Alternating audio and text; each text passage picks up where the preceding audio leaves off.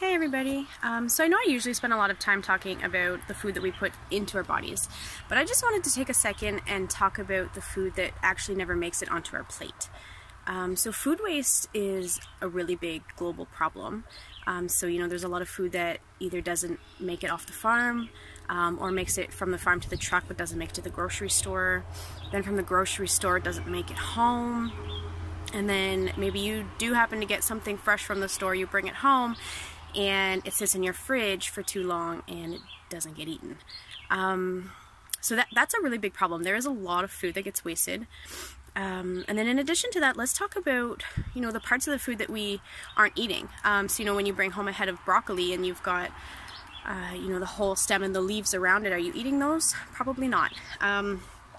So there is a lot of food waste, and I just wanted to talk briefly about what I'm doing in my household to reduce our food waste and what we do with the waste that we do create. So first of all, generally we try to buy our fresh produce once a week, and I always go to the grocery store with a list that I know what I'm getting. I don't walk out with too much or too little. This way, when I bring home everything, I know that it's going to be as fresh as possible and we're not going to let it go to waste. That's not to say that doesn't happen. In fact, what I'm going to be showing you today, I do actually have a couple of beets that stayed in the fridge too long and are no good. So it happens, but those are some of the smaller things that we're doing on a regular basis to reduce our food waste. Now, when we cut our fruits and veggies, I always wash everything before I cut it, because if there's any contaminants on the outside of the food, even parts you're not eating, say you're slicing through an orange, you're not going to eat that peel, but any contaminants that are on there are now on your knife, have gone through, slid right through into your orange. So I always wash everything, even the parts we're not eating. And then what I do is when I'm cutting my veggies, I actually sort my scraps. This is really probably extreme, and it took a lot of baby steps to make this a habit. But I sort my veggie scraps into two piles. So one are things that you could generally eat, but you just don't. So like the peels of a carrot, beet peels, potato peels, the leaves around a broccoli or cauliflower head, the tips of a pepper, those types of things. And then the other things, that you're not eating, so maybe like onion skins and that sort of thing. So it's two separate piles. The parts that are edible that we generally don't eat, they go into a baggie in the freezer in my house. And once they're there, once the bag is mostly full, I take it out, I put it in I actually use an Instant Pot, but if you have a crock pot at home or even just a pot on the stove will work. Just fill it with water, put all your veggie scraps in there, boil it down. Because all of that food still holds nutrients. You're wasting it. Why? And why buy veggie broth from the store when you can make it yourself with food that you already had on hand, right? It just kind of makes sense that way, to not waste money, not waste food. So that's what I do. So I boil it down and then I filter it out and I have homemade veggie broth. And it usually gives me way more than I need at a time. So I keep out a portion of it, put it in the fridge. If I know I'm going to be using it that week. Otherwise, I portion it out into smaller portions and then put it in the freezer. So that's a really super easy way to reuse scraps that you would have normally thrown out and would have been wasted. But now what do you do with everything you filtered out, right? So this is kind of what brings me to today's video. This is what I do in my house, and actually for about 7 or 8 months a year, I actually do this indoors.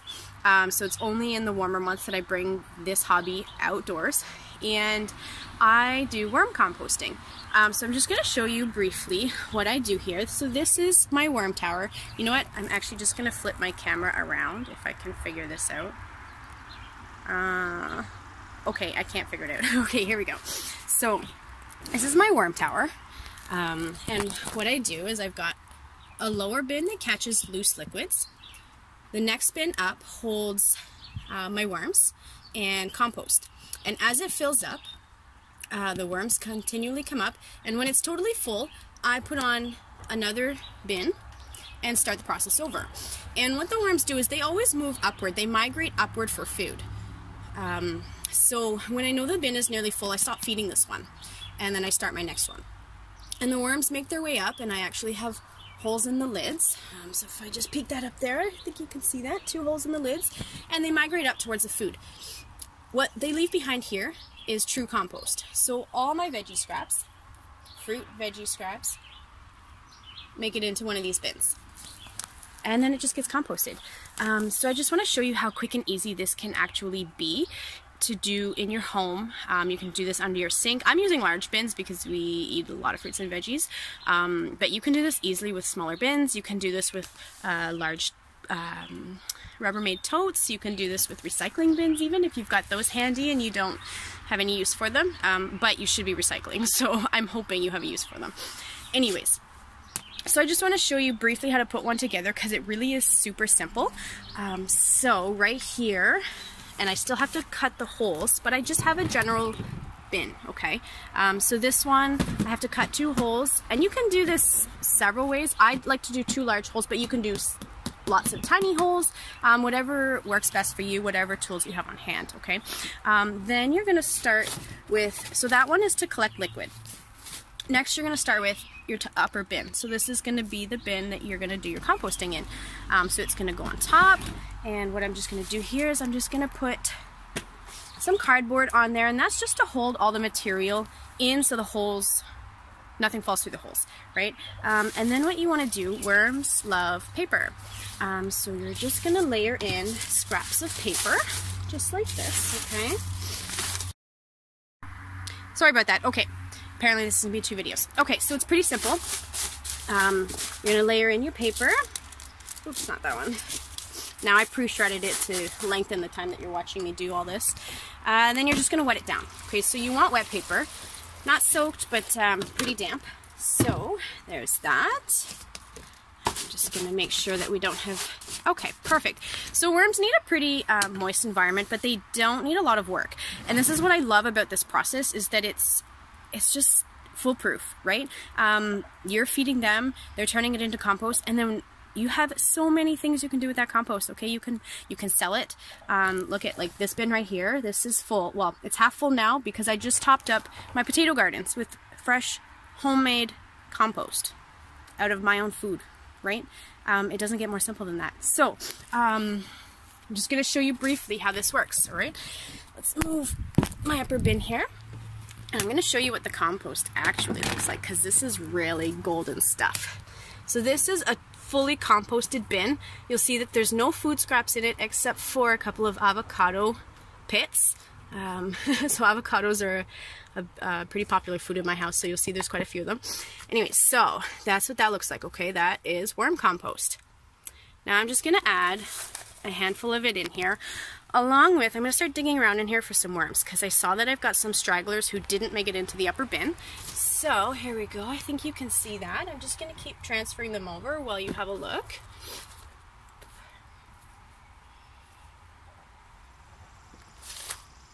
And as you can see them all kind of wiggling around. There's various ages and life cycles that I'm transferring over. So I've got some small juveniles, some larger ones, and even, oh, I'm not sure if you can see this. This little golden ball here is a worm egg. So generally those eggs, I think, hold about 3 worms. So it's not a lot, but they reproduce so quickly. It really takes no time at all to have a consistent worm bin in place. Alright, so there's a handful of worms in there. I'm actually going to be putting more in later on. But this is a good start to kind of show you what I'm doing. Alright, so worms are in. Now I want to show you my food scraps, okay? So these right here, I just finished cutting and doing some prep work, okay? So just to give you, you know, some insight into this, I want to show you. This is one of the 1-pound strawberry baskets that you buy in the grocery store, okay? Now this contains scraps from 2 apples, 1 orange, 1 yellow pepper, the leaves and stem from a cauliflower head, 4 old beets, the inside scraping and seeds from a spaghetti squash, and the peels off of a rutabaga. So that's a lot of food waste. Look at that. That's a lot. Oh, and 2 peaches. There's 2 peach pits there. That's a lot of food waste, right? And yes, a lot of our towns now have compost programs in place, which is fantastic. But that means extra trucks on the road, right? More fuel being used, more carbon pollution, larger environmental footprints. So these are this is just something you can do at home to reduce your footprint, okay? So if you can do it, great. And by the way, this is a fantastic way to talk to your children about food scraps, food waste, composting, life cycles, environmental footprints on more than just food, okay? So this opens the door to a lot of conversations, and I have conversations with my 3-year-old that I just can't even like imagine coming out of her mouth. Like, we talk about where food comes from, where it goes when we eat it, where it goes when the worms eat it. We talk about the reproduction cycles of a worm, which I actually happened to learn back in, I think, high school, which is really, really strange. And I think, you know, sometimes the more complex conversations that we have with our children, and we get to a point that we can't answer the questions, it forces us to learn too, right?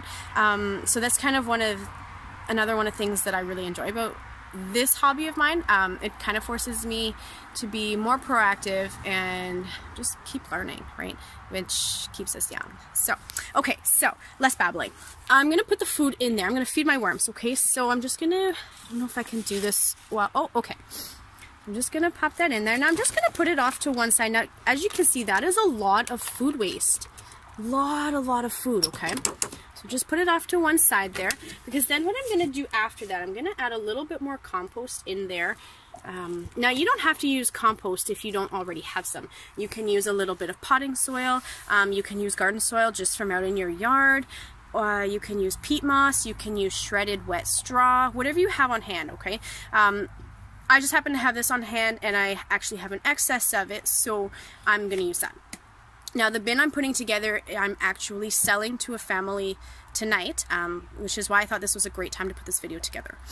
So, okay, so I've put a little bit more compost in there. Then all you're going to do is you're just going to top it with, oh, sorry, the lighting. There we go. So I'm using peat moss, okay? There we go. Okay. I'm using peat moss. I'm just going to cover it up with that. But you don't have to use that. You can just use more wet paper.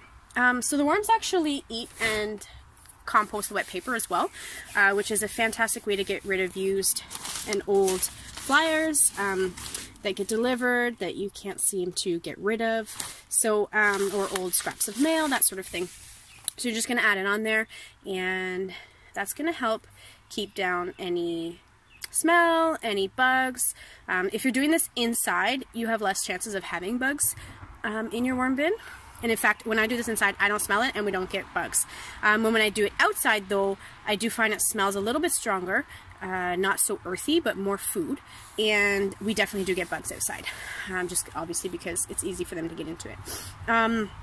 So, just gonna shred up some more paper to add on top of that. So it's pretty simple, right? Like, you just, I think everybody knows how to shred paper. And see, this is something that you can be doing with all ages of children, right? Like, if you've got toddlers at home, how easy and how much time will you save yourself and have a little bit of peace of mind by having your toddlers just shred paper? I know my toddler loves to do it, and I can't really think of a toddler who doesn't. So what an easy way to incorporate children of all ages into this type of activity, and focusing on more than just one learning aspect, right? So this is also fine motor skills, hand-eye coordination. You know, if your child is learning how to use scissors, they can use scissors to cut it, and it give you a little bit of downtime. You can just sit beside them, do your own thing. So this is really just more than just about worms.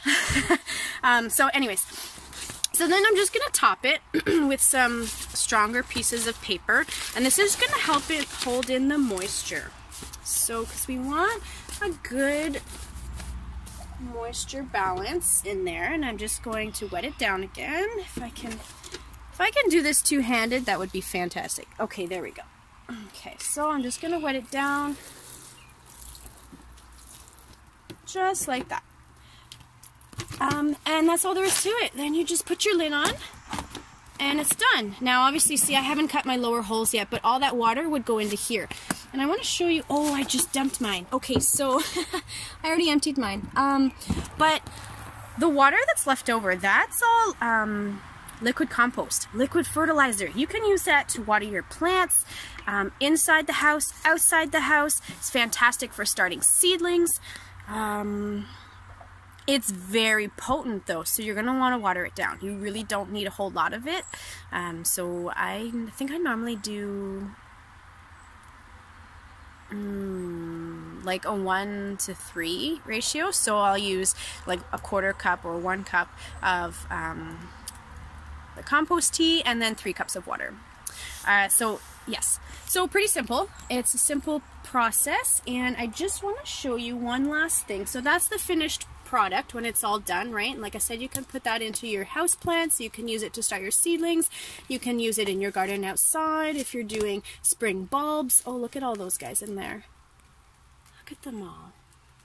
They're beautiful. All right, I just want to show you what a bin in process looks like. Now, this one I've kind of neglected a little bit, so it's not entirely beautiful. But just going to show you quickly. So as you can see, I had some carrots that also went bad in the kitchen. So I'm guilty too of some food waste that I'm not proud of. Look at that, broccoli, right? So, but I'm just going to dig down because I want to show you the lower we get, the more composted the food is. Oh, and maybe we'll even catch some of these guys in action. So you'll see the color of the material gets darker as we go deeper down. You can see some of the worms all squiggling around there. Very cool. Okay, let's see. Just as we get deeper down here. Yeah, so see, you can see it gets darker as we go. There we go. Oh, there's a nice little pile of them there. They're pretty active today, but it is raining and cool and moist, so that may be contributing. Now, I actually sell these kits. Oh, look at that. Sorry, I'm so infatuated with these guys. It's actually quite an interesting experience to watch your food get turned into beautiful soil, and knowing that you've had a part in that. So it's really cool. Anyways, I actually sell these kits, and as a starter kit for families and individuals who are either looking for the science project aspect of it, or the learning aspect, or the environmental aspect. So I mean, it's really dependent on everybody's needs. But so these kits are pretty simple. They're 2 bins, huge handful of worms, and everything you need to get your worms going for a week, as well as ongoing support and a take-home do and don't list, and what to do and how to grow. So it's pretty simple. If you're interested in a kit, you can let me know. I do only sell them locally though in Ontario, so that would be something to keep in mind. But otherwise, if you're just looking for information and you have more questions, leave a comment below and I'll make sure to either private message you or answer your questions right there in the comments. Okay, thanks so much guys. I hope you guys enjoyed this video, and I'm really sorry about all my rambling. I'm a rambler. Okay, thanks so much guys. Bye.